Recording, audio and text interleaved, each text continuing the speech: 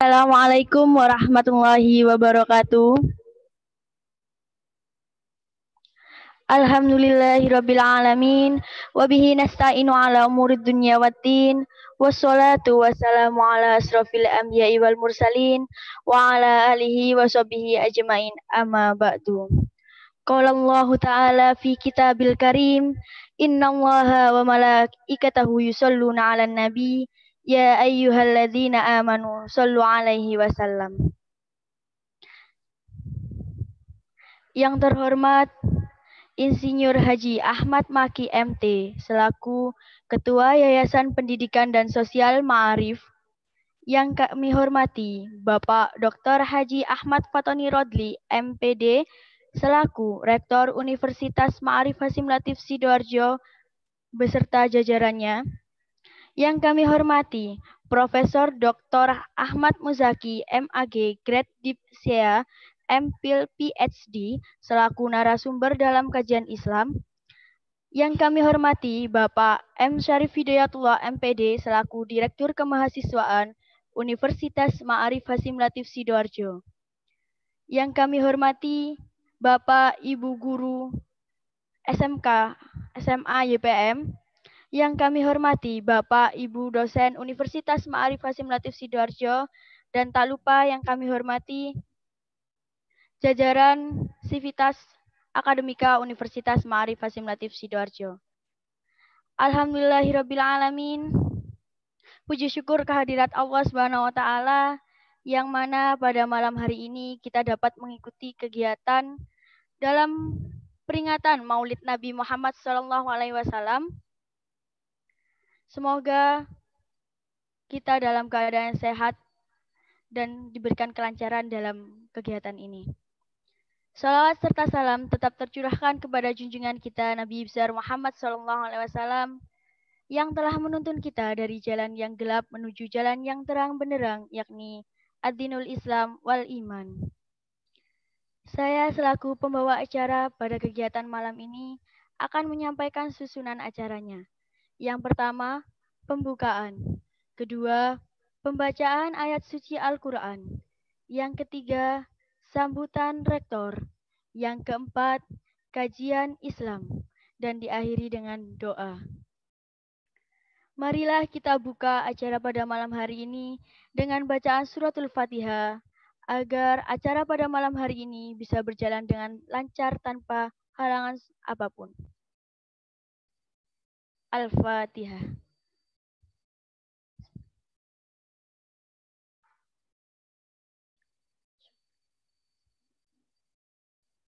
Amin, amin, ya Rabbal Alamin. Acara yang selanjutnya yakni pembacaan ayat suci Al-Quran yang akan dibawakan oleh Saudara Ahmad Usikum. Kepada Saudara Ahmad Usikum, kami persilahkan.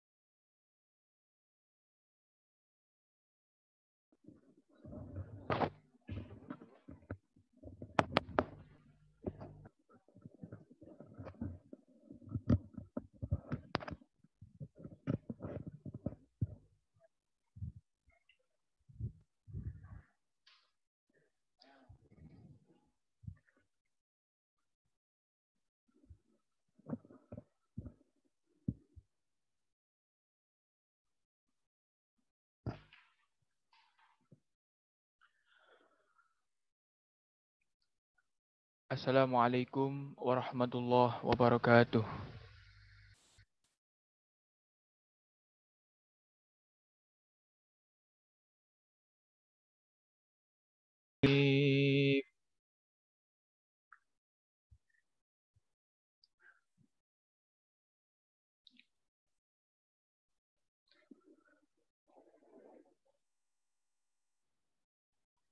Bismillahirrahmanirrahim.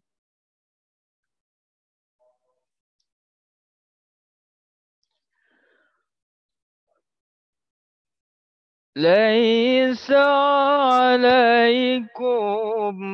جناح أن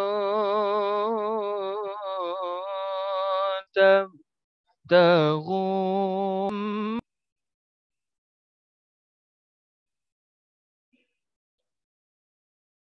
فإذا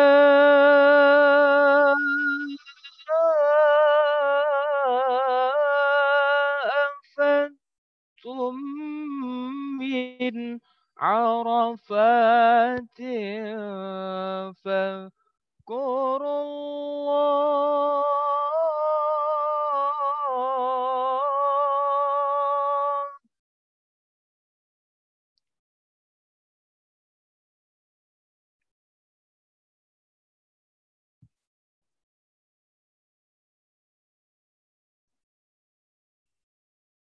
فاذكروا الله عند المشعر الحرام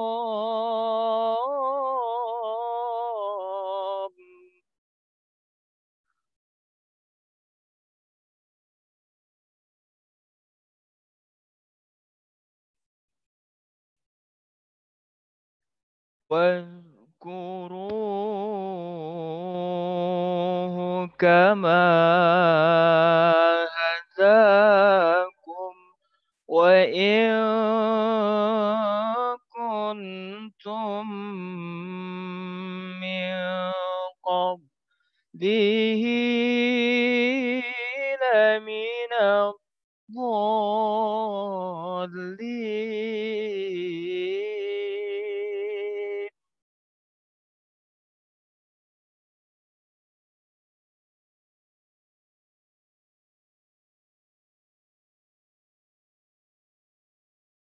ثم أفيضوا من حيث أفاض الناس واستغفروا الله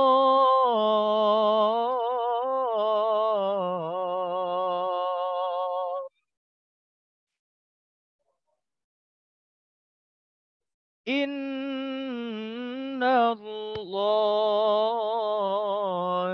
غفور رحيم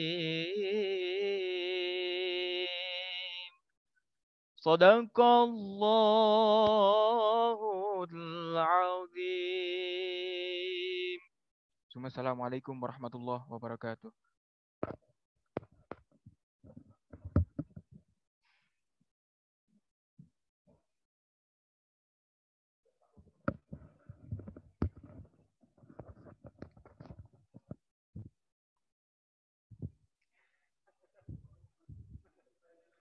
Sadaqallahul Azim, Maha benar Allah dengan segala firman-Nya.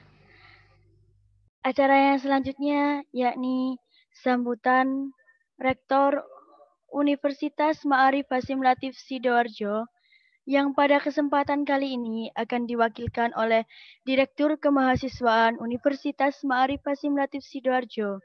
Kepada Bapak Muhammad Syarif Hidayatullah MPD, kami persilakan.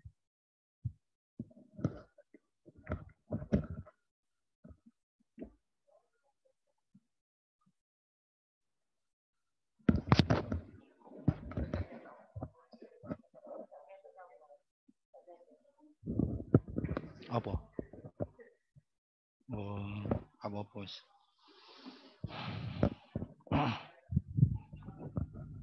Ini.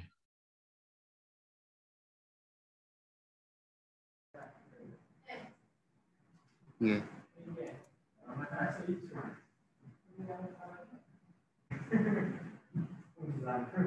Oh.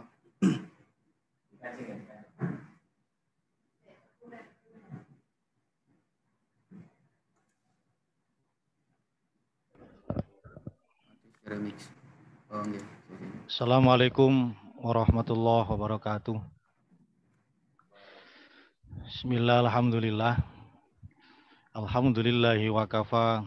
Wassalatu wassalamu ala sayyidinal Mustafa wa ala alihi wa sahbihi ala sidiki wal wafa. La haula wa la quwata illa billah.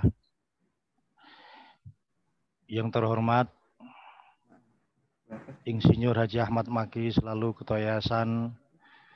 Yang terhormat Bapak Dr. Haji Ahmad Fatoni Rodi selaku Rektor UMAHA.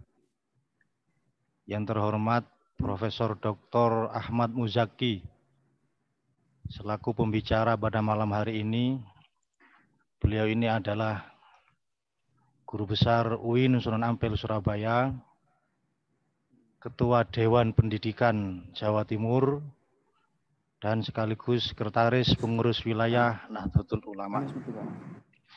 Alhamdulillah beliau malam hari ini sudah hadir di tengah-tengah kita. Mudah-mudahan acara kita pada malam hari ini diberi kelancaran oleh Allah Subhanahu wa Ta'ala. Serta yang tidak saya lupakan, mahasiswa UMAHA dan jamaah Zumiyah yang berbahagia. Mudah-mudahan dalam bulan Maulid ini kita selalu mendapat rahmat dari Allah Subhanahu wa Ta'ala. Amin ya rabbal alamin. Di dalam Al-Qur'an Allah Subhanahu wa Ta'ala bersabda, A'udzubillahi minasyaitonirrajim. Qul bifadlillahi wa birahmatihi fabidzalika falyafrahu wa khairum mimma yajma'un. Katakanlah wahai Muhammad, bifadlillahi dengan karunia Allah, wa birahmatihi dan dengan rahmatnya. Fabidzalika falyafrahu, maka hendaknya kalian bahagia, bergembira. Huwa khairun, karena yang seperti itu lebih baik mimma yajma'un, dari apa yang mereka kumpulkan. Dalam ayat ini kita dianjurkan untuk bahagia atas rahmat Allah. Sementara di dalam ayat yang lain Allah juga berfirman, wa ma arsalnaka illa rahmatan lil alamin. Aku tidak akan mengutusmu wahai Muhammad kecuali sebagai rahmat bagi alam semesta. Maka kesimpulannya, kita bahagia terhadap Rasulullah, kelahiran Rasulullah merupakan bahagia atas rahmat yang telah diberikan oleh Allah Subhanahu wa Ta'ala. Dan ini merupakan dalil bahwa kebolehan memperingati Maulid Nabi Muhammad Sallallahu Alaihi Wasallam. Para hadirin jamaah Zumiyah yang berbahagia, beberapa hari yang lalu kita dikejutkan dengan wafatnya seorang mufti besar dari Damaskus, Syria, Syekh Adnan Al-Afyuni. Beliau alim, seorang yang alim, mufti Damaskus, Syria, meninggal dunia karena dibom. Mobilnya, di bawah mobil dipasang bom oleh teroris. Beliau meninggal dunia. Dan beliau adalah ulama kedua di Suriah yang mati dibunuh oleh teroris. Sebelumnya adalah Profesor Dr. Ramadan Al-Buti. Hal ini merupakan sebuah ironi bagi kita. Kenapa? Karena yang membunuh beliau-beliau ini bukan orang lain, tapi justru dari kalangan kita sendiri, yaitu umat Islam. Maka tema hari ini yang kami angkat adalah membumikan cinta. Bagaimana cinta ini bisa tumbuh dalam diri kita. Boleh kita berbeda pendapat, boleh juga kita beda pendapatan, tapi yang jelas cinta harus kita tanamkan dalam diri kita. Karena Rasulullah lahir di muka bumi ini sebagai rahmat untuk alam semesta. Bukan rahmatan lil mukminin saja, bukan rahmatan lil muslimin saja, tapi rahmatan lil alamin. Para hadirin jamaah Zumiyah yang berbahagia, malam hari ini adalah rangkaian peringatan Maulid Nabi yang kedua. Yang sebelumnya kemarin pembacaan sholawat Jibril 1000 kali. Hari ini kajian Maulid. Besok ada pembacaan Maulid Tiba yang akan dipandu langsung oleh teman-teman UKM dari UKKI Umaha, dan nanti hari terakhir Kamis malam Jumat tanggal 29 gebiar sholawat yang akan dilaksanakan juga oleh mahasiswa dan mahasiswi Umaha. Peringatan Maulid Nabi ini adalah bentuk dari aplikasi Ahlussunnah wal Jamaah. Kenapa kok di Timur Tengah itu sering bergejolak perang saudara?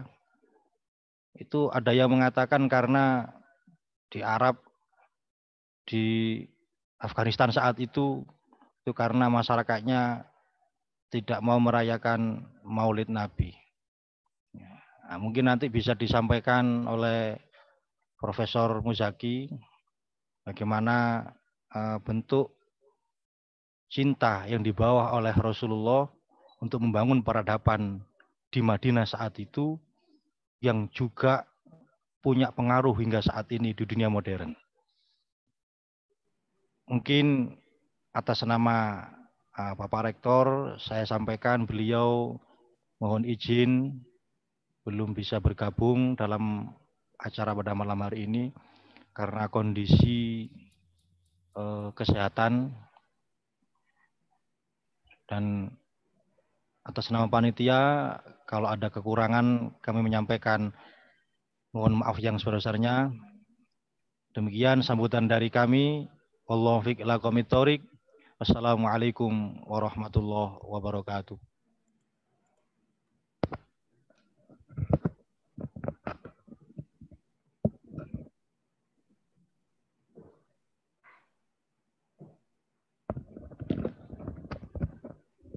Ini tadi.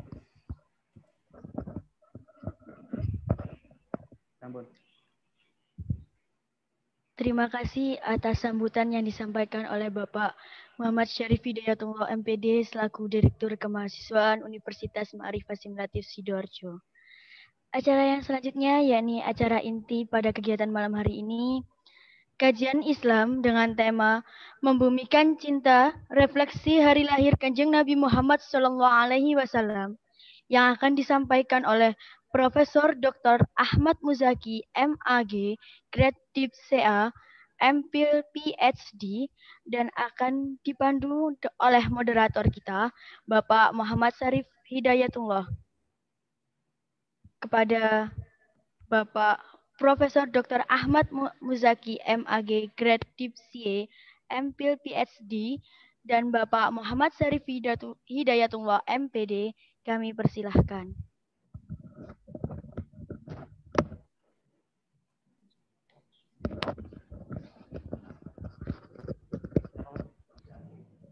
Assalamualaikum warahmatullahi wabarakatuh. Prof. Muzaki bisa mendengar suara kami? Siap. G, monggo. Oke. Alhamdulillah kajian pada malam hari ini temanya adalah membumikan cinta. Karena memang sejak lahir kita ini penuh dengan cinta. Kita lahir juga atas nama cinta. Maka perlu kiranya cinta ini ditanamkan terus-menerus dalam diri kita, dalam kondisi apapun dan dimanapun. Kenapa? Karena cinta ini adalah merupakan ajaran dari Rasulullah Muhammad SAW. Untuk mempersingkat waktu, mungkin kami persilahkan kepada Profesor Dr. Ahmad Muzaki untuk menyampaikan, memberikan tausiah atau mau'izah hasanah terkait dengan Maulid Nabi pada malam hari ini. Waktu dan tempat kami persilahkan.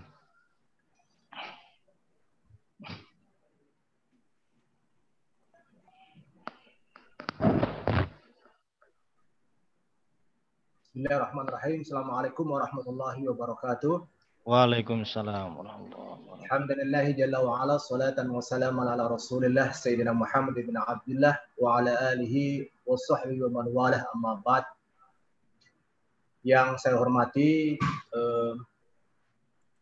Bapak Ibu pimpinan Yayasan dan juga Universitas Ma'arif Hashim Latif serta seluruh yayasan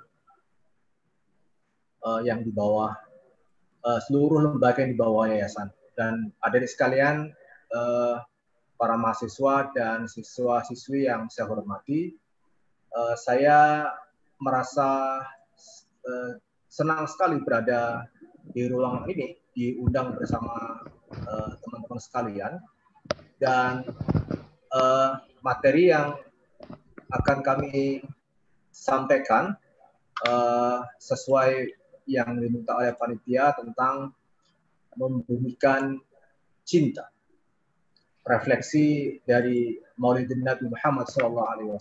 Saya mohon izin untuk men-share. Teman-teman sekalian yang saya hormati, cinta kini terasa menjadi sesuatu yang didambakan oleh semua orang, karena cinta membuat segalanya jadi indah, dan yang indah karena cinta lalu semakin menjuntai hati kita semua. Tanpa cinta, yang indah sekalipun akan berubah menjadi rona kehidupan. Nah, karena itu kemudian tema cinta selalu kita dambakan semua.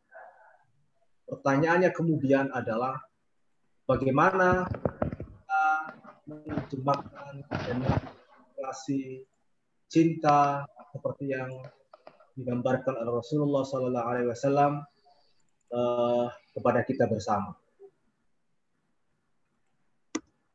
Kita sekarang berada di sebuah era yang selalu hati kita diobok-obok oleh banyak kampanye yang ada di ruang publik kita. Mari kita lihat salah satu di antaranya. Kampanye yang disampaikan di ruang publik mengatakan begini: jatuh cinta dan suka sama seseorang itu nggak harus ada alasan. Ini tentang rasa, ini soal hati.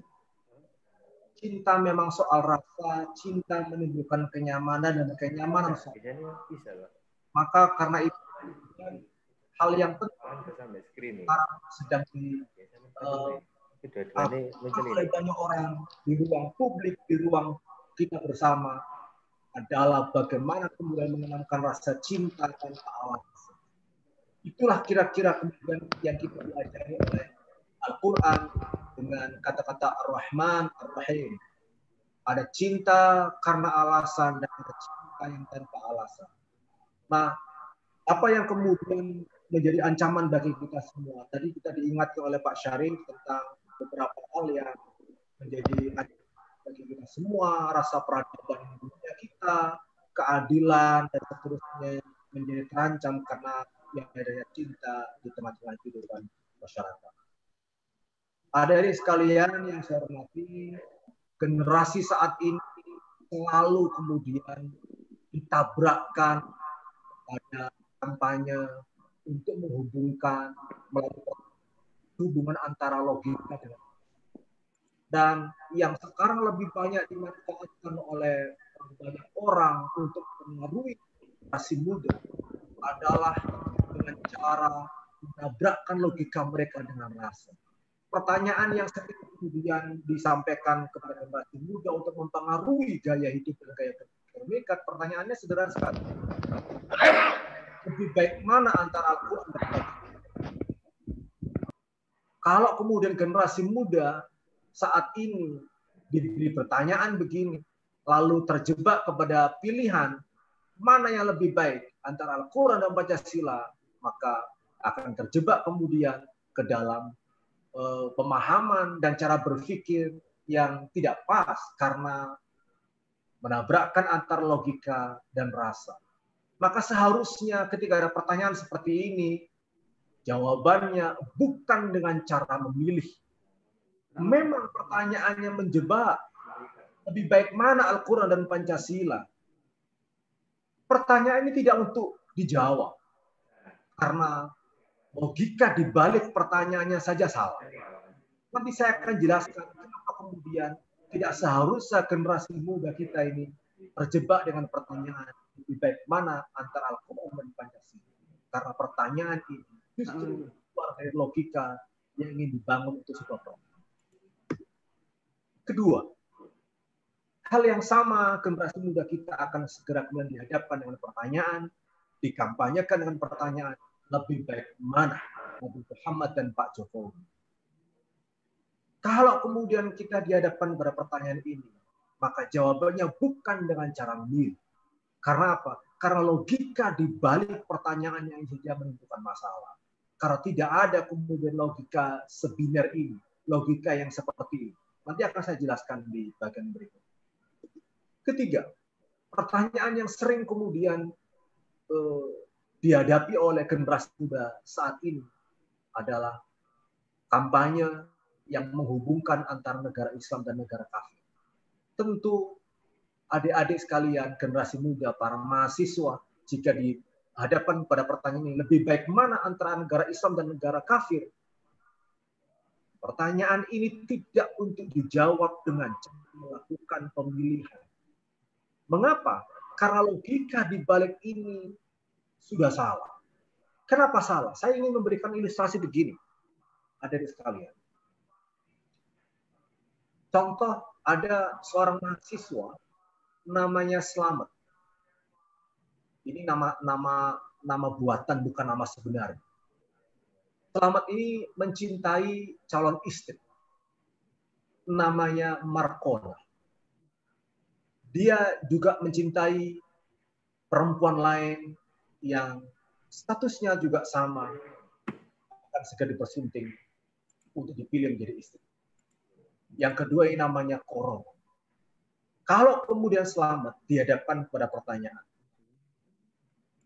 Mas Slamet, jika Anda dihadapkan dengan dua pilihan, mencintai Markona atau mencintai Corona. Pertanyaannya, apakah jika Anda mencintai Corona, maka cinta Anda kepada Markona berkurang? Tentu jawabannya yes. Tentu jawabannya benar. Tentu jawabannya adalah valid. Kenapa? Karena posisi Markona dengan Corona di hadapan Mas Slamet itu adalah sama-sama perempuan yang statusnya adalah orang yang akan mendampingi Mas Slamet dalam hidup. Kenapa? Karena dua perempuan ini statusnya sama di hadapan Mas Slamet. Tapi kalau Mas Slamet dihadapkan pada dua perempuan, yang satu Markona, calon istri, yang kedua adalah Khadijah, sang ibu, ibunda yang melahirkan dia. Kalau kemudian dihadapkan pada pertanyaan, Mas Slamet, apakah cinta Mas Slamet kepada ibu Khadijah, akan mengurangi cinta Anda kepada Markona, calon istri Anda? Atau jika Anda mencintai calon istri yang namanya Markona, Anda akan kehilangan cinta Anda kepada ibunda yang namanya Khadijah? Tentu jawabannya tidak. Kenapa? Karena posisi antara Markona dengan ibu Khadijah di hadapan Mas Slamet tidak setara. Karena itu kemudian jika adik-adik sekalian, para mahasiswa dihadapkan kepada pertanyaan yang menjebak adik-adik sekalian, disuruh memilih lebih baik mana antara Al-Quran dan Pancasila, tentu jawabannya bukan untuk memilih. Kenapa? Karena posisi Al-Quran dan Pancasila tidak setara. Al-Quran itu adalah kitab suci yang menjadi pegangan hidup kita, tetapi Pancasila adalah dasar negara. Posisinya tidak setara. Ketika posisi tidak setara, maka pertanyaan yang meminta kita untuk memilih lebih baik mana Al-Quran dan Pancasila, pertanyaannya yang salah. Tidak untuk dijawab. Hal yang sama kalau kemudian dihadapkan pada pertanyaan, lebih baik mana antara Nabi Muhammad dan Pak Jokowi. Pertanyaannya saja yang salah. Logika kita yang harus kita beneri. Kenapa? Karena yang sedang dimainkan oleh pertanyaan ini adalah soal rasa generasi muda sekarang. Kalau dihadapkan pada pertanyaan lebih baik mana antara Nabi Muhammad sama Pak Jokowi, maka kalau menjawab tentu Nabi Muhammad, bukan itu sebetulnya jawabannya. Kenapa? Karena posisi Nabi Muhammad dan Pak Jokowi itu tidak setara. Hal yang sama terjadi pada pertanyaan yang ketiga yang sedang kita lihat. Nah, itulah yang disebut dengan logika biner. Ada di sekalian, logika biner itu logika yang menempatkan satu di hadapan yang lain pada posisi setara. Lalu karena logika biner, kemudian perintahnya hanya diminta untuk memilih. Jika Anda tidak memilih A, maka pasti memilih B. Jika tidak memilih B, Anda pasti memilih A. Nah, logika seperti ini yang tidak pas digunakan. Tetapi justru logika ini yang ingin dibolak-balik oleh mereka yang mempunyai cara berpikir, cara bertindak di tengah-tengah masyarakat Indonesia yang cenderung merusak tatanan yang ada. Dengan cara apa? Dengan cara mengobok-obok perasaan generasi muda, dengan cara mengobok-obok rasa generasi muda, lalu menjungkalkan logika yang harusnya pun dibangun justru untuk membangun peradaban kita semua. Nah, Maulidun Nabi Sallallahu Alaihi Wasallam ada di sekalian. Saya mengutipkan naskah yang ada di naskah Maulidul Tiba, Al-Imam At-Tibai menuliskan bagaimana, kemudian melukiskan bagaimana kecintaan beliau ini kepada Rasulullah Sallallahu Alaihi Wasallam yang selalu kita baca setiap kali ada Maulid. Naskahnya luar biasa, mengilustrasikan bagaimana rasa mencintai Rasulullah Sallallahu Alaihi Wasallam. Beliau mengatakan, fahtazal arsyu tarba wasti basyar. Arsy guncang karena menerima berita menyenangkan, karena arsy juga bahagia berseri-seri, maka guncang. Wasdadal kursi wahibatan wa waqara, dan kuasa Tuhan, kursi Allah itu bertambah kemuliaan, bertambah marwahnya, bertambah kehebatannya, dan juga semakin tenang karena mendapatkan berita gembira. Berita gembira apa itu? Wamtala'atis samawatu anwara. Langit juga bertambah bercahaya, cahaya makin mengkilat. Wadajjadil malaikatu lillahi tahlila wa tamjida wa istighfara. Suara bergemuruh para malaikat kepada Allah Subhanahu wa taala dengan membaca tahlil, dengan membaca tahmid, dengan membaca tasbih, serta juga beristighfar kepada Allah Subhanahu wa taala. Coba kita lihat bagaimana Al-Imam At-Tibai melukiskan tentang bagaimana kemudian respon sekelilingnya, bagaimana respon menjelang kelahiran Nabi Muhammad SAW. Ars saja terguncang, kemudian kuasa Allah, kursi Allah saja makin menunjukkan kehebatannya, makin teduh, makin tenang. Kemudian cahaya langit makin bersinar, malaikat makin bergemuruh suaranya karena mengucapkan tahlil, tamjid dan istighfar. Lalu dilukiskan lagi oleh Al-Imam At-Tibai, wa lam tazal ummuhu tara anwa'an min fakhri wa fadlih. Dan senantiasa ibunya melihat berbagai macam dari kebanggaan dan juga keutamaan Rasulullah Muhammad SAW ila nihayati tamami hamli, sampai kemudian pada ujung kehamilan, artinya melahirkan. Falamma ishtadda biha at-talqu bi idzni rabbil khalq, ketika kemudian orang barat menyebut proses delivering, proses laboring, proses melahirkan itu pada ujungnya, wadu'adil Habib sallallahu alaihi wasallam, lalu Ibu Siti Aminah, ibunda Rasulullah sallallahu alaihi wasallam, wadu'adil Habib, melahirkan seorang yang dicintai, sajidan syakiran hamidan.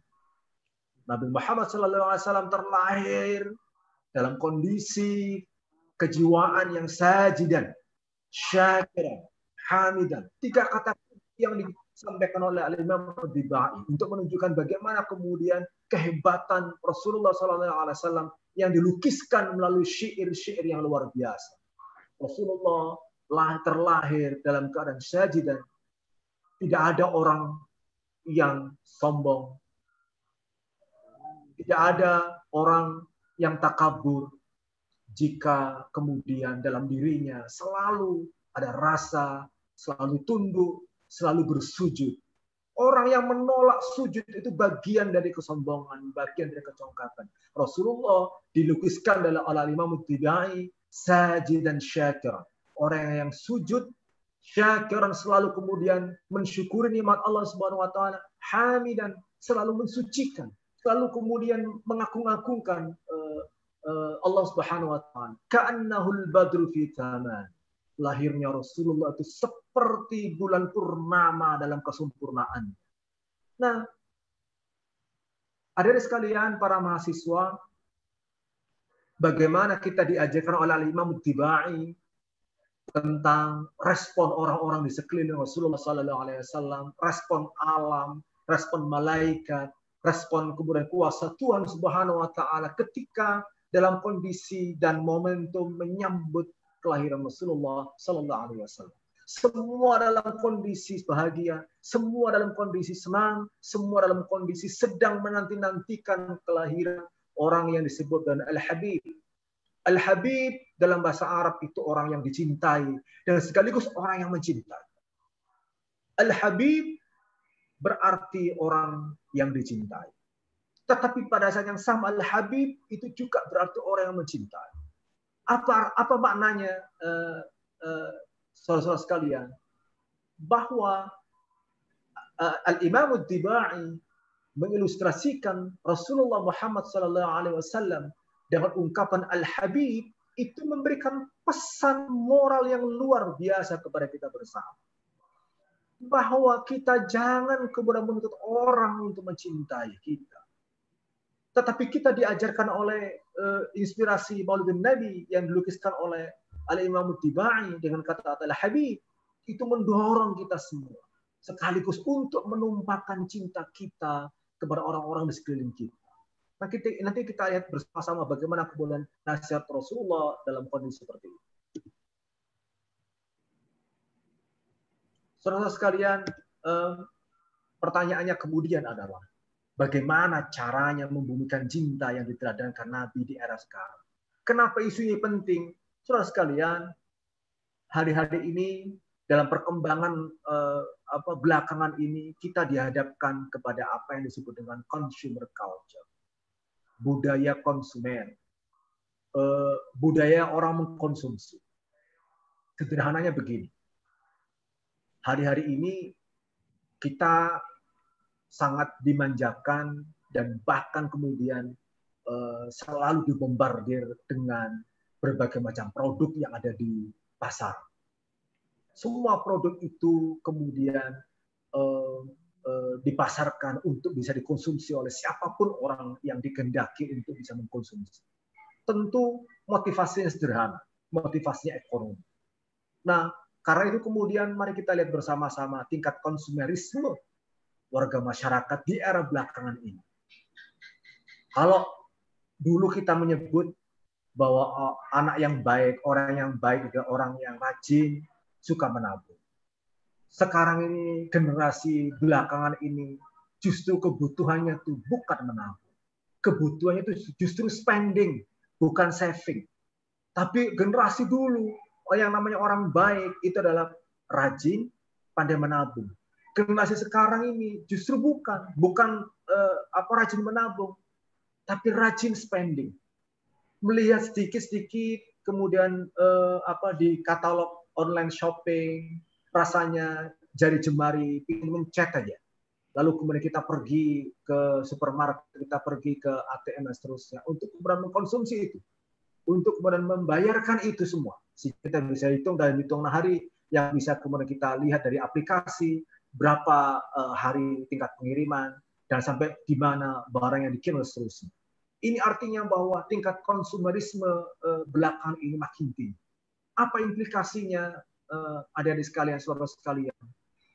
Gaya hidup kita ini sangat dipengaruhi oleh orang lain. Itulah kemudian kita mengenal apa yang disebut dengan product endorser.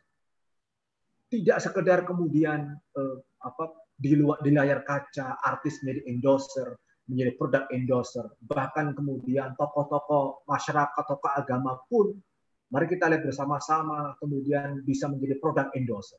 Siapa yang punya jamaah besar, siapa yang punya followership-nya besar, siapa yang punya subscriber besar, itu yang kemudian jadi sasaran untuk bisa menjadi produk endorser. Bahkan kemudian kita lihat bersama-sama bagaimana seorang ustadzah, karena memang punya jamaah yang luar biasa banyak di layar kaca, lalu hadir dengan menjadi produk endorse. Kalau produk endorse ini mereka bisa berkuat bersama-sama, maka mereka akan menjadi influencer. Nah, kalau kemudian menjadi influencer sukses, lalu meningkat lagi akan menjadi trendsetter. Inilah budaya konsumerisme. Nah, ya kalau yang menjadi trendsetter itu dengan keilmuan yang baik.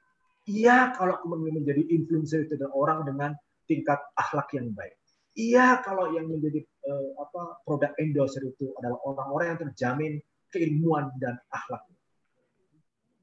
Yang sering terjadi kemudian adalah asal selebritas, asal pesohor, asal terkenal, maka siapapun akan bisa dipotret, akan segera dijadikan sebagai endorser, sebagai influencer, sebagai trendsetter.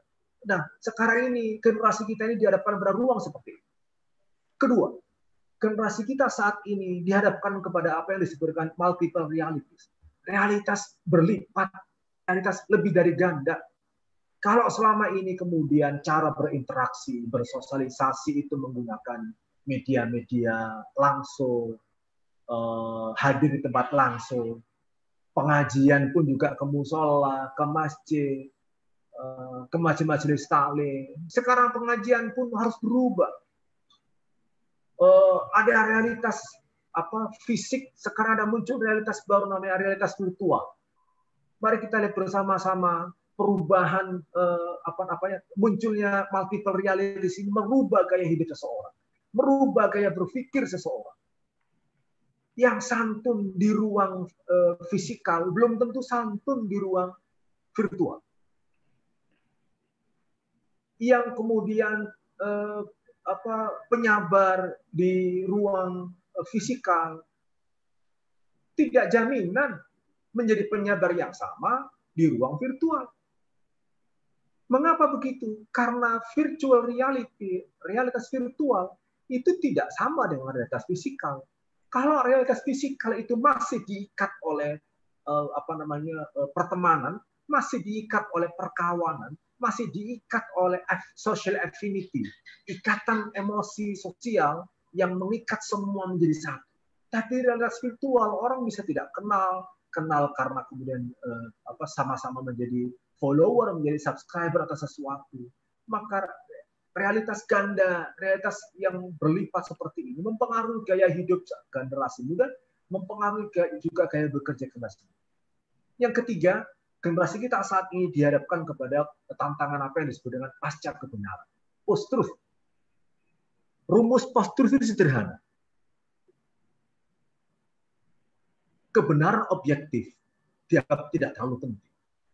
Yang lebih penting adalah kebenaran subjektif. Kenapa? Karena logika tidak sepenting rasa. Yang dibutuhkan saat ini adalah rasa oleh generasi kita saat ini. Kenapa? Kenapa ada pergeseran rasa yang menguat? Karena sekarang ini kita dihadapkan pada realitas yang berlipat-lipat, budaya konsumerisme, lalu muncul era baru yang disebut dengan post-truth. Rumus post-truth itu adalah facts, feelings replace the facts. Jadi rasa mengalahkan fakta. Rasa mengalahkan yang nyata. Mengapa begitu? Karena era post-truth itu memberikan ruang kepada generasi muda kita saat ini untuk selalu dibombardir dengan banyak informasi. Maksudnya beragam informasi ke ruang, tidak hanya ruang publiknya, tapi ruang yang sangat privat sekalipun. Bahkan kita lihat bersama-sama adik sekalian. Kalau dulu kita diajari orang tua bahwa kalau mau makan, kita diajari untuk membaca doa. Minimal doa yang paling sering kita baca adalah Bismillahirrahmanirrahim. Allahumma barik lana fi ma razaqtana wa qina adzabannar. Apa yang sekarang dirasakan dan dilakukan oleh adik-adik sekalian ketika akan makan? Apakah doa yang dihafal di sekolah, doa yang dihafal di majelis taklim itu selalu dibaca? Belum tentu. Yang sering terjadi itu adalah kalau kemudian di depan meja, di atas meja itu ada makanan, di depannya ada makanan, yang pertama kali akan dan yang pertama kali yang terakhir yang dia akan dilakukan sebelum memasukkan makanan itu adalah ambil handphone, foto, update status. Doa tidak. Nah, memang ini hidup 14 abad lebih dari Rasulullah SAW. Lalu ketika kemudian realitasnya berubah, tidak seperti zaman dulu. Tentu menanamkan rasa cinta, membumikan rasa cinta, itu memiliki tantangan tersendiri. Di mana tantangannya? Kita lihat, Bapak-Ibu sekalian. Ada 3 kelompok sosial yang sangat rentan. Pertama, anak muda. Karena anak muda ini tidak terlalu kuat masa lalunya. Dan karena tidak kuat masa lalunya, tentu cara menghadapi masa kini dan masa depan itu juga berbeda. Hari ini, kalau ada orang tua bercerita kepada anaknya, "Nak, dulu bapak itu waktu sekolah, jalan kaki 3 kilo tanpa saya pakai sendal, nyeker. Luar biasa, 3 kilo jalan kaki. Kadang-kadang juga lebih dari itu, harus nyebrang sungai juga, dan seterusnya." Coba kira-kira apa yang akan disampaikan oleh anaknya untuk merespon cerita bapaknya ini? Apakah kemudian sang anak jatuh iba kepada bapak, "Oh bapak, maafkan saya bapak, maafkan saya ayah, ayah itu." Enggak akan begitu. Respon anak-anak sekarang itu justru akan mengatakan begini, Pak, jangan bikin kok diceritakan. Pak, zaman dulu, Pak, jangan diceritakan. Pak, sekarang zamannya beda. Kenapa begitu? Karena anak tidak pernah merasakan masa lalu yang luar biasa sulit barangkali. Mereka hidup di masa sekarang. Kita diingatkan, Bapak Ibu sekalian, tentang pengalaman dari negara-negara yang lain. Bagaimana kemudian generasi berikutnya itu tidak bisa mewarisi semangat hidup dari generasi yang sebelumnya. Bahkan perubahan itu perlu kita bikin hati-hati. Nah, yang kedua adalah orang miskin dan orang kebanyakan di antara kita. Karena mereka termasuk kelompok rentan, kita dihadapkan. Apa yang sering kemudian disampaikan oleh para tokoh agama kita dengan mengatakan kadal faqru ayyakuna kufran, bahwa kefakiran itu cenderung membuat orang menjadi kufur. Itu sebetulnya karena posisi orang yang dalam kondisi nestapa ekonomi itu lebih rentan terhadap setiap kali ada cobaan, ada musibah, ada tantangan yang datang kepadanya. Karena itu kemudian Al-Quran sangat memerintahkan kepada kita bersama, menganjurkan kepada kita bersama untuk kemudian menyalurkan sedekah kita kepada orang-orang miskin. Kenapa? Karena supaya ekonomi kita tidak berputar di kalangan orang kaya semata-mata. Tidak berputar di ruangan itu. Yang kedua, supaya ekonomi itu tidak idle posisi. Uang itu kalau mandek, tidak diputar, maka tidak memberikan berkah. Nah, perputaran uang dengan cara mekanisme filantropi, sedekah, infak, sodako, dan macam-macam itu membuat kemudian uang berputar. Kalau kemudian uang berputar antar warga masyarakat, maka keberkahan itu tidak saja dimiliki oleh 1-2 orang, maka keberkahan bisa dimiliki oleh orang secara kebanyakan. Nah, yang ketiga itu adalah orang yang tidak mengalami sejarah. Orang yang pernah berada di zaman peperangan itu pasti berbeda cara memaknai kehidupan dibanding orang yang saat ini hanya mendapati kenikmatan di Indonesia. Nah, 3 hal ini yang kita diingatkan supaya kita hati-hati sekali. Kita mencoba untuk menanamkan rasa cinta dan seterusnya di ruang yang berbeda dan kondisi sasarnya berbeda. Nah, caranya Bapak Ibu sekalian adalah ada strategi melukis, ada strategi memotret. Hidup 14 abad lebih dibanding Rasulullah.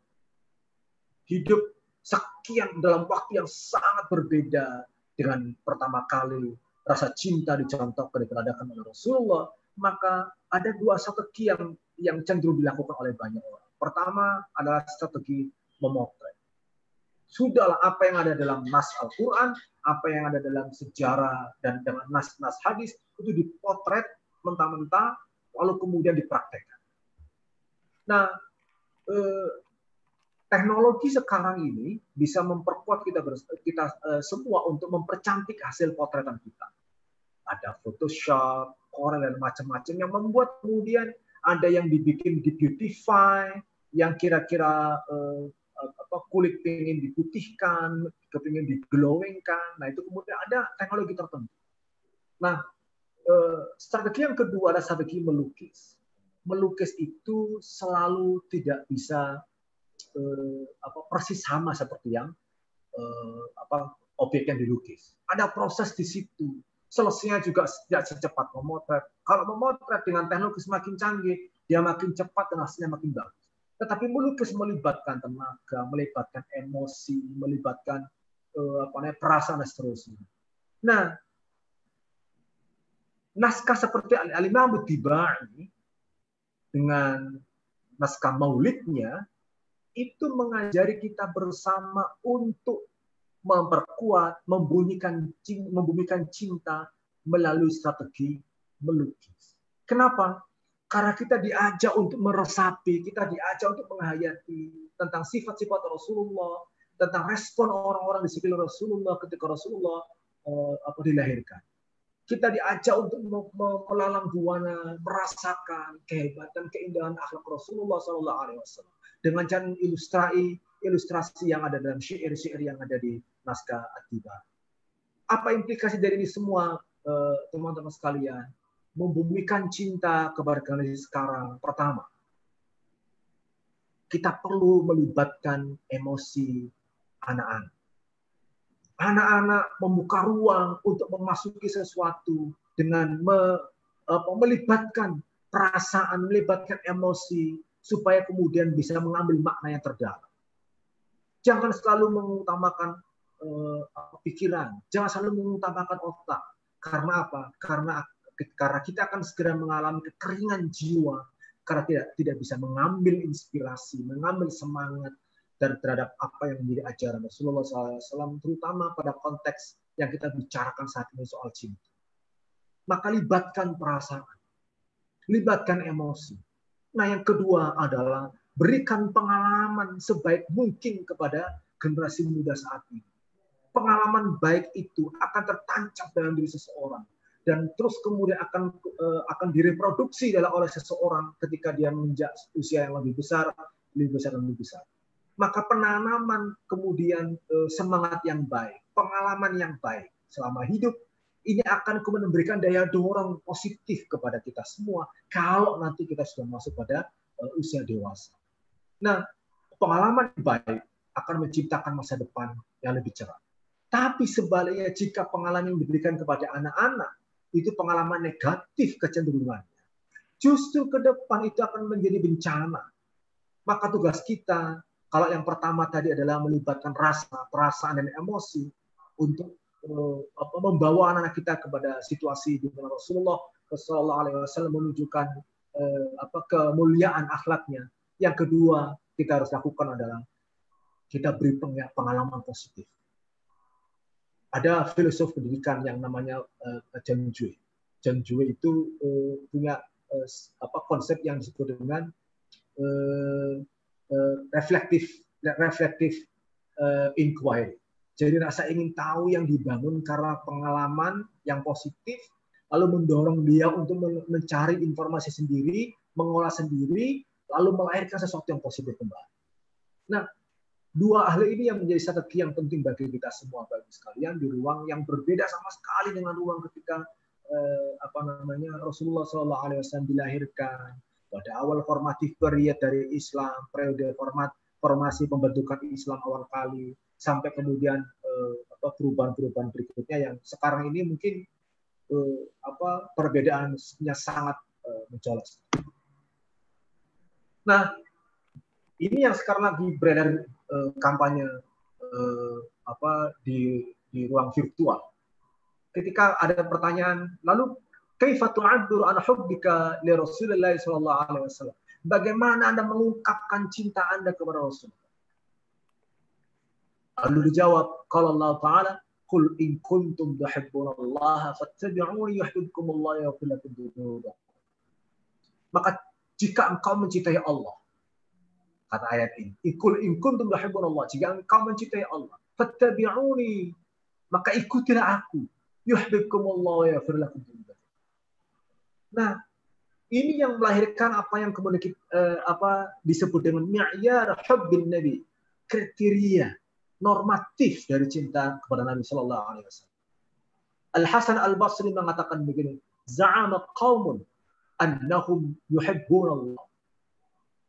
Ada komunitas, ada warga masyarakat berpandangan, berasumsi, berprasangka bahwa mereka atau berpikir bahwa mereka mencintai Allah Subhanahu wa taala.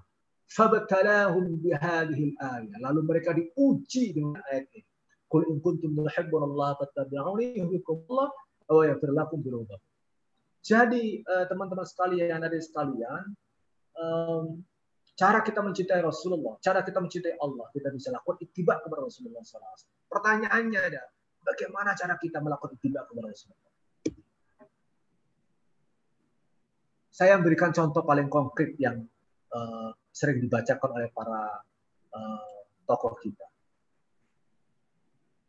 Nah, ada hadis yang diriwayatkan oleh Nu'man. Hadis ini berbunyi begini. Mathalul mu'minina fi tawaddim wa tarahumihim. Perumpamaan orang-orang yang beriman dalam hal mencintai, dalam hal saling mencintai, wa tarahumihim, dan dalam hal saling mengasihi, wa ta'atufihim, dan dalam hal saling tapasliro, saling tenggang rasa di antara mereka. Mathalul jasad. Itu persis seperti sebuah tubuh. Idza ishtaka minhu 'udwun, jika ada anggota tubuh itu merasa demam, tada'a lahu sa'irul jasadi bisar wa humma. Maka akan menimbulkan seluruh tubuhnya itu akan terstimulasi bisari wal humma. Bisari itu sehari ini begadang, nggak bisa tidur, wal humma, dan panas, menggigil. Jadi orang Islam itu seharusnya hadis Nabi ini memberikan pesan penting tentang al-hub, tentang rasa mencintai satu di antara yang lain. Karena perumpamaan orang Islam, perumpamaan orang mukmin kepada Rasulullah adalah persis seperti tubuh. Kesandung kaki, lisan, astagfirullah. Dicubit pinggul kita oleh seseorang, kita mengatakan astagfirullah. Jadi yang kaget itu bagian tubuh, yang ngomong lisan, lalu kemudian otak kita mereaksi. Tidak ada kemudian yang disebut dengan satu kesatuan organik seperti ini. Maka komunitas Muslim dalam pandangan Rasulullah itu persis seperti tubuh.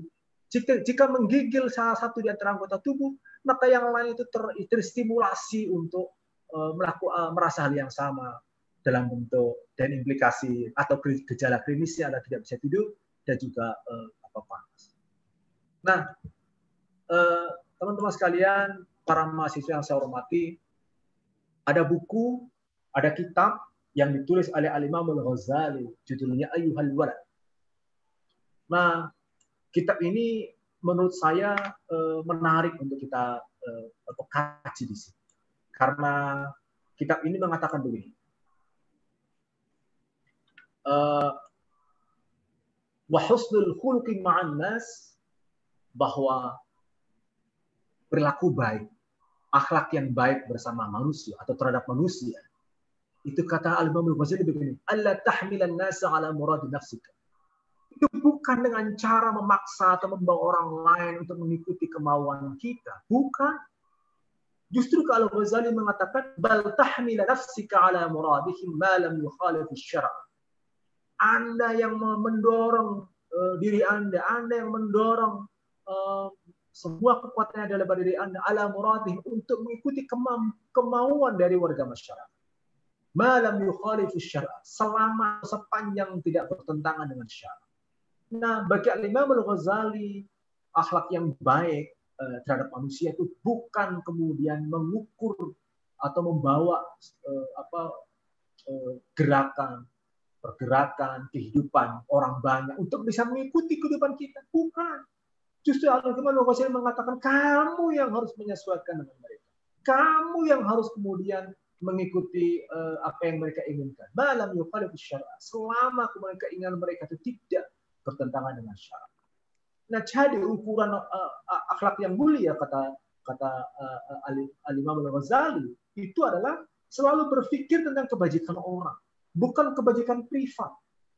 Apa yang dalam tradisi santri disebut dengan al-maslahah al-ammah, bahasa Inggris itu public goods. Itu diajarkan oleh Khalifah oleh Al-Imam Al-Ghazali dengan makalah ini. Jadi yang dibutuhkan ruang publik kita adalah bagaimana kemudian menciptakan kebajikan di ruang bersama. Caranya adalah bawalah kebajikan Anda untuk bisa mengikuti kebajikan banyak orang. Tapi bukan dengan cara sebaliknya. Menggeret orang, menarik orang untuk bisa mengikuti kemauan Anda. Gitu. Nah, saya lalu ingat dengan pepatah atau dengan quote lah ya yang ada di dalam bahasa Inggris mengatakan begini. Love is a longing to include someone as a part of your life, of yourself. Cinta itu adalah kata dalam quote dalam bahasa Inggris ini. Cinta itu adalah sebuah kerinduan untuk menyertakan orang lain sebagai bagian dari diri sendiri. It is a possibility to become more than what you are. Sangat mungkin untuk bagi Anda sangat mungkin bagi Anda untuk menjadi lebih dari sekedar Anda saat ini. Sangat mungkin kata quote ini. Dengan cara apa? By inclusion. Jadi inclusion itu adalah menarik orang untuk bisa menjadi bagian dari diri kita. Tidak menempatkan kita di atas yang lain, tapi menarik masuk bahwa kalau sekarang aku begini sakit, pasti orang lain juga sakit. Kalau aku menebar berita palsu, berita hoax, tentu orang yang menjadi sasaran dari berita hoax pasti marah.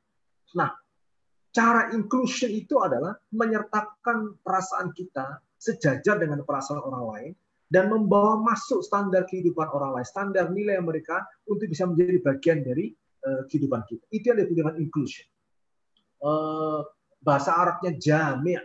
Jadi mencoba mengumpulkan bagian-bagian yang ada di luar diri kita menjadi bagian juga dari diri kita. Karena itu kemudian dikatakan love is a longing to include someone as a part of yourself. Jadi cinta itu adalah kerinduan panjang untuk menyertakan seseorang supaya menjadi bagian dari kehidupan kita. Nah, kalau kemudian kita bisa lakukan seperti ini, maka jangan sampai kemudian kita berpikir akan melakukan penumpahan darah. Tidak akan pernah berpikir seseorang untuk bisa menyakiti orang lain. Tidak akan ada kemudian seorang Muslim akan membenci sesamanya, walaupun itu beda agama dan seterusnya. Kenapa? Karena kekuatan al-hub yang ditanamkan oleh Rasulullah SAW dalam sejarah hidupnya, yang oleh Al-Imam Tibai dilukiskan dengan sangat luar biasa menjelaskan tentang bagaimana keutamaan, kehebatan akhlak Rasulullah SAW yang wajib kita ikuti bersama-sama karena itu menjadi bagian dari kebajikan yang ditentukan oleh agama kita semua.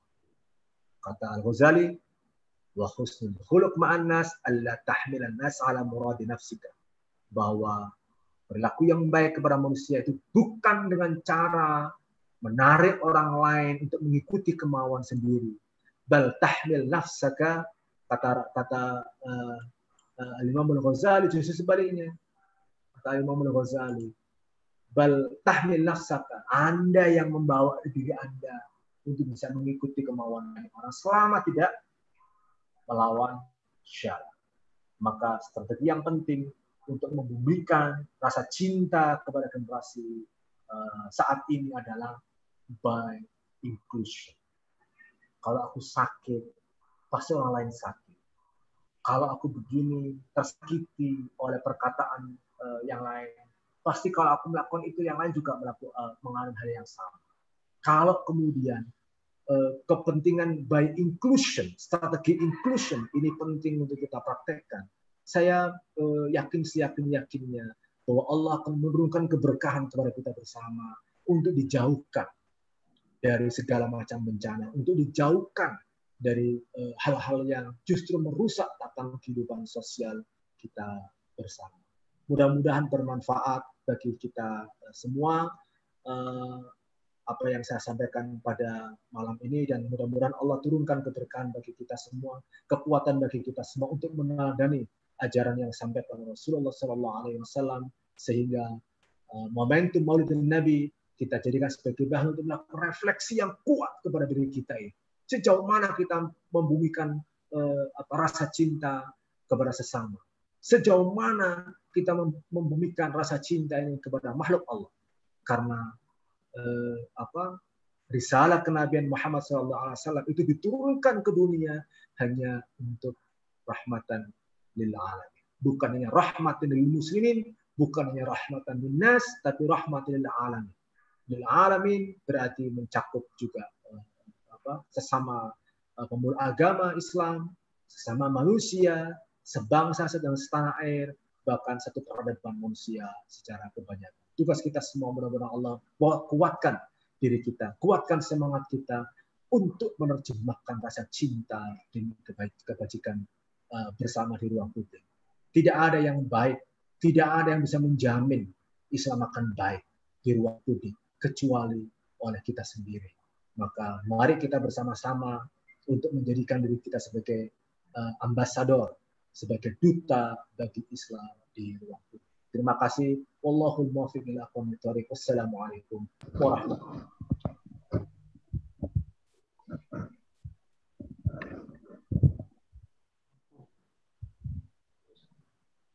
Waalaikumsalam warahmatullahi wabarakatuh.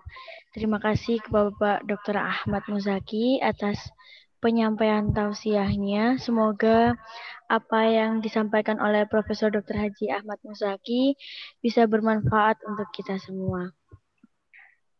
Acara yang selanjutnya yakni pembacaan doa yang akan dipimpin oleh Bapak Muhammad Syarif Hidayatullah MPD.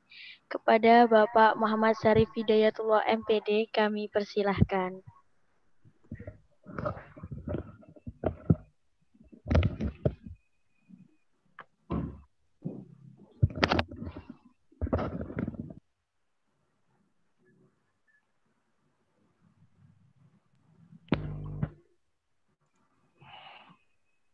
Assalamualaikum warahmatullahi wabarakatuh. Alhamdulillah di penghujung acara pada malam hari ini kita berdoa memohon kepada Allah agar kita selalu diliputi dengan rahmat Allah, diliputi dengan cinta, sebagaimana yang dijelaskan oleh Profesor Muzaki tadi, panjang lebar yang luar biasa.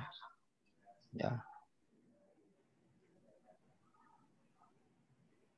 Ada sebuah hadis yang mungkin ada hubungannya dengan yang disampaikan oleh Prof. Muzaki.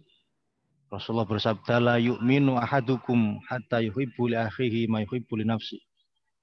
Orang itu tidak akan dikatakan beriman sebelum dia mencintai dirinya, sebelum dia mencintai saudaranya seperti dia mencintai dirinya sendiri. Maka kalau dia itu suka dipuji, maka dia perlu juga untuk memuji orang lain.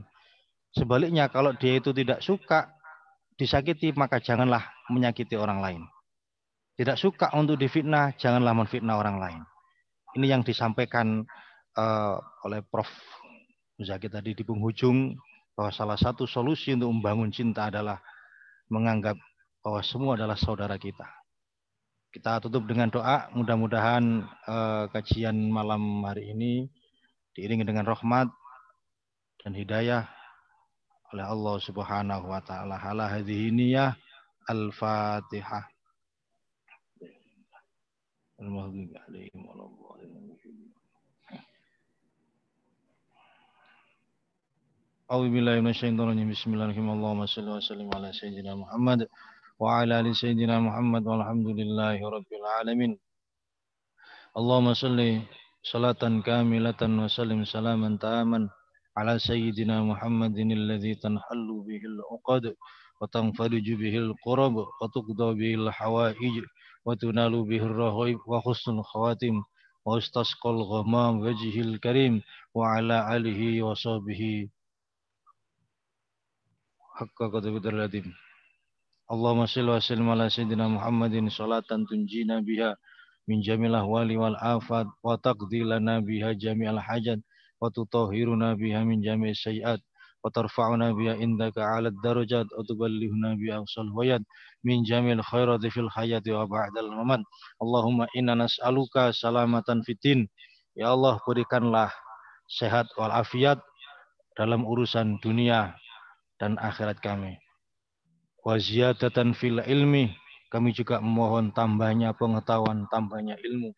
Wabarakatan rezeki, keberkahan rezeki kami, keberkahan pekerjaan kami, keberkahan kehidupan kami. Wa taubatan qablal maut, wa rahmatan indal maut, wa maghfiratan ba'dal maut, meninggal dalam keadaan husnul khatimah. Allahumma rzuqna fahman nabiyyin wa khudhal mursalin wa ilhamal malaikatil muqarrabin bi rahmatika ya arhamar rahimin. Sallallahu alaihi sayyidina Muhammad walhamdulillahi rabbil alamin. Al-Fatihah.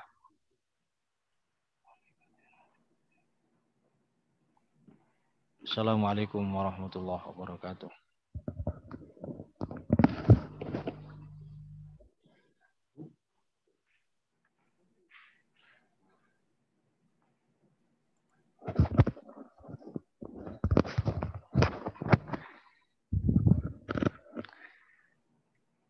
Amin amin ya rabbal alamin. Terima kasih sampaikan kepada Bapak Muhammad Syarif Hidayatullah MPD.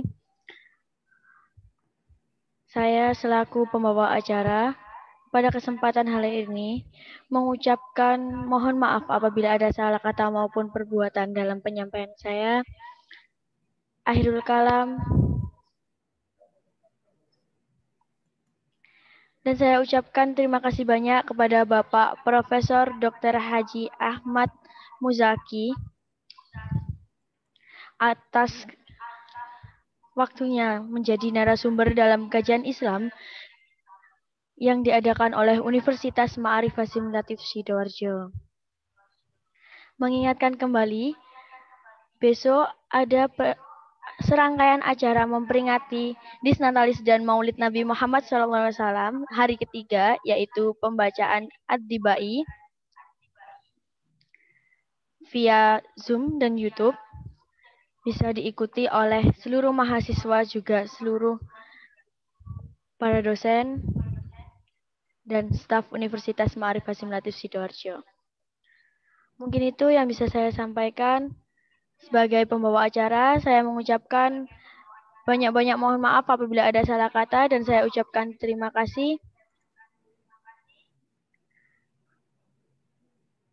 Wallahul muwaffiq ila aqwamit thoriq. Wassalamualaikum warahmatullahi wabarakatuh.